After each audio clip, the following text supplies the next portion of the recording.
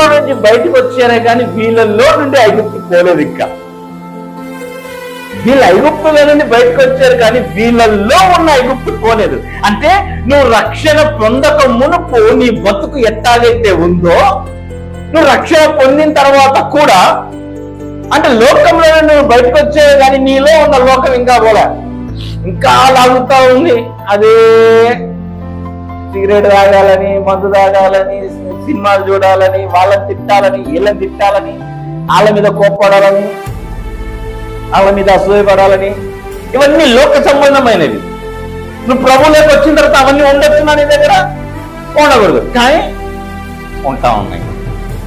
ఉంటున్నాయి. ఎంతమందిలో లేవు చెప్పండి, అవునా కాదా? ఇప్పుడు చూడండి, అంటే దాని అర్థం ఏంటి? నువ్వు బయటకు వచ్చావు కానీ నీలో నుండి అవి ఇంకా బయటికి పోలా, నీలో నుండి అవి